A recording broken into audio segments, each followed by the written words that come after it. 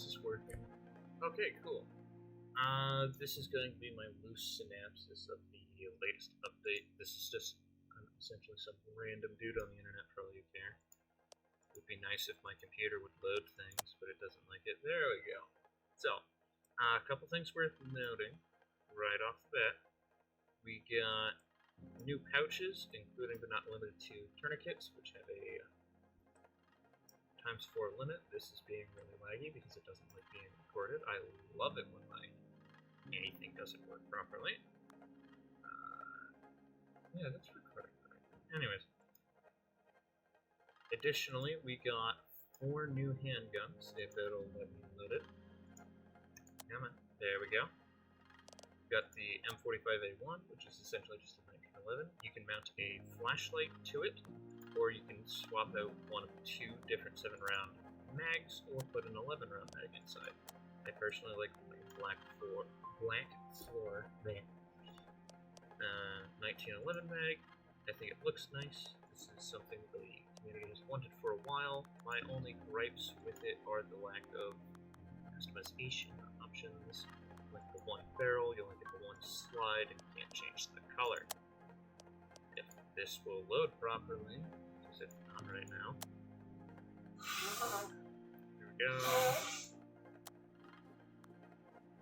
There's also the M9A1 that they added recently. It is essentially the same thing as the M9, and like the M9, despite the fact that the standard M9, which is the one that's right after the game, which claims that you can mount not a flashlight or a laser, a suppressor. There we go. That's the right word that I'm looking for. Where it says you can mount a suppressor to it, you cannot. The M9A1 gives you a bottom rail to mount the X300V-A. It also only has 2 mag options, both being 15-round mags, and only has 1 slide handguard device. Some things that I would like to see with the M9 and the M9 family would be the M9A3, which can have a lot more customization options, including red dot sights. Excuse me. It also comes in black or tan, and then you can still mount suppressors and flashlights to it. I think that would make a good addition. And then possibly even the Graphica stock for the M93R and the 20-round stock magazines. Moving on, we have the Mark 25 Mod 0 and the V226R. They are essentially the same handgun, but for whatever reason, the Mark 25 Mod 0 is more expensive, and you can't mount red dots to it. This might not be a deal breaker for you. If you want this, you can still get it. Really, all you're paying for is no red dot sight and this little anchor here, which I believe is not present in the V226 model. It'll let me rotate it. There we go. It is available with 15-round or 20-round magazines. I personally look at the 20-rounders. It can mount the Flex 9 suppressor as well. Both models can do so. And overall, I think it's really good. I would put it at like probably a second choice behind the Glock family. That being the Glock 17 Gen 3, as shown here. I don't have it modified with the loadout for whatever reason. Or the Mark 27 Mod 2, which is the next gun that we are going to talk about. So, while this is not a new gun, it's been out since Gen 4 has been released, we got a new barrel today. It is the Glock 19 match barrel. At this point, I can't figure out why you would want this barrel over the standard threaded barrel and a suppressor. It produces more recoil, has no other benefits at all. And just to prove to you that I'm not crazy, if it'll let me change this, there we go. You can automatically see down here the recoil breakdown changes. Let's see if I'll move it back. Come on. Down. I really need to get a new computer or something, because this is a pain. Alright, there you go. Did it change? Or am I insane? I could be insane. It is not. Yeah, there. Saw it. I want you to a look at this again. Just focus on that corner there. There we go. And this is the threaded barrel. And it gets even less if it will let me, please. Please. Come on. I know you want to, but you are also labeled robots, so there we go. You can also put the Flex 9 silencer, as it's called in game, on top of that, and that'll dampen it even more. If you like the look of the Match 19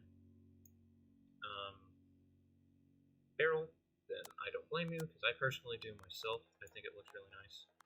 I like the inclusion of the polished barrel model as well, but I want it to have something like more accuracy, or at least less recoil than the standard threaded barrel.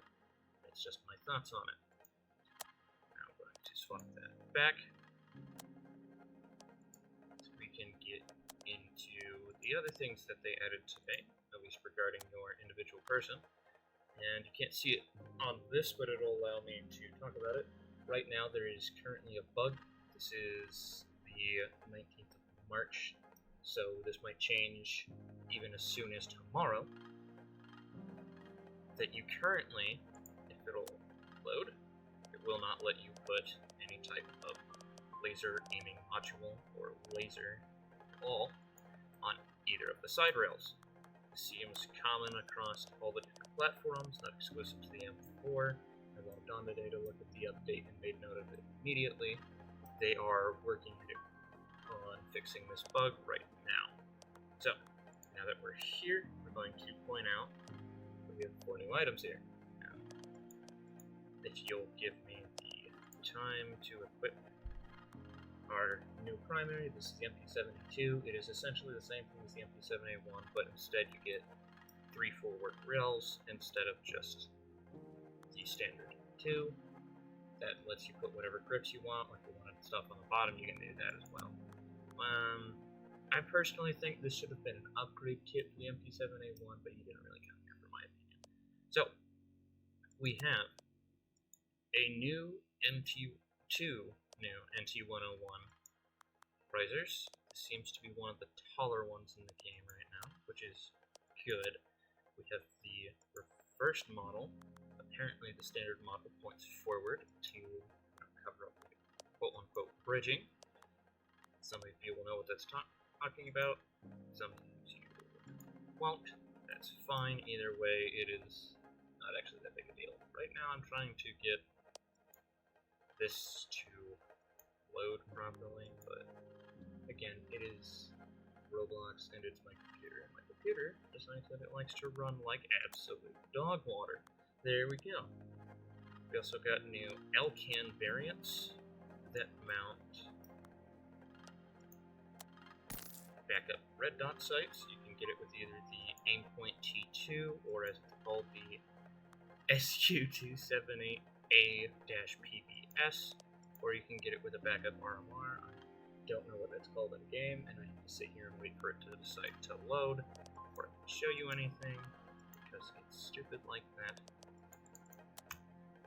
There we go. It's called the SU291-PBS. And I personally don't use the LCANs, but if you like building replica builds, like I believe I have this on a Mark 18 right now. Let's see if it loads properly. It seems to be. Sometimes I've noticed a scrolling error on higher level computers, but if you want to, I'm not going to put it on that. I have it on my RF16. Thank you. You use it for replica builds. I think it looks nice on this auto rifle type build, and so on. So for now, we're going to change to, we're going to go to HQ, and this is just so I can show you the new vehicle that they added, which I'm going to show you now. A lot of the pouches more require that you look after them yourselves, as there's all sorts of makes, models, and availabilities. Several different utility pouches. We've got 2 different kinds of tourniquet pouches, which again You can mount up to 4, and you can mount that anywhere you want. You can mount it on your belt, or you can mount it on your plate carrier. We're going to run out from the HQ, because that's not what I'm showing you. I'm going to show you a helicopter.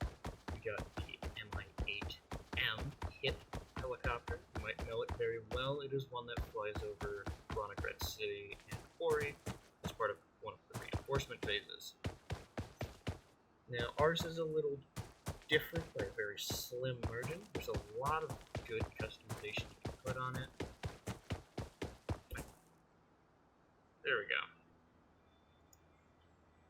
And that includes, you get 4 camo variants, which are these here, the Summer Air Force Navy, or the Gray Air Force Navy.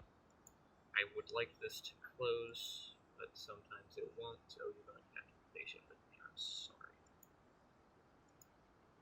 But as you can see here, we can also mount a radar. I believe that either sits here on top of the rotors or down here behind on the bottom of the tail.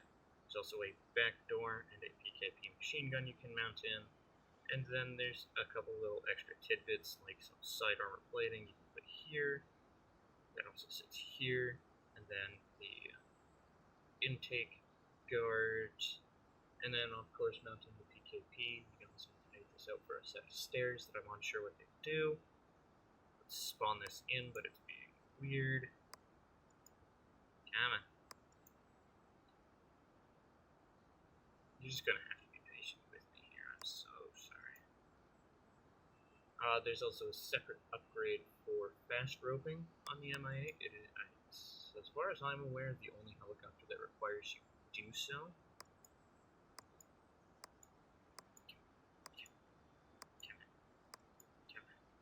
Okay. And since I'm sitting here, I'm going to mention the fact that the USP-45 got an update as well. You mount the standard iron sights, raised iron sights, or you can run a iron sight to red dot mount, which is what I personally run, and then you can put an extended 17 round mag on it, and then a rail mount with the X300 V-A red dot, not red dot, flashlight, sorry. Still, sadly, can't mount the suppressor to it. Don't seem to have a suppressor available to it in game, but that is fine as long as you don't mind stuff like that. There we go. Thank you for hanging on here. It's going to tweak out a little bit because it's decided to do that. There we go. Right. So this is what it looks like. This is how big it is. Very, very similar to what it is. Okay, so I'm assuming, if you'll look with me here, that to be our radar module. You can see some of the upgraded armor plating here, and of course the PKP. It's funny, there's a mirror. I don't know what this writing is here, but it is nice writing. But I think it looks cool. I think it's nice. I'm not Russian. I can't speak Russian. Can't really read Russian either. And then of course you have the ability to sit wherever you want. This door. This is a manual door. Interesting. Okay. And then of course, you know, the standard flight modules. That generally wraps up the update, makes a super, super, super, super simple statement of what the update looks like. And generally, thank you for watching.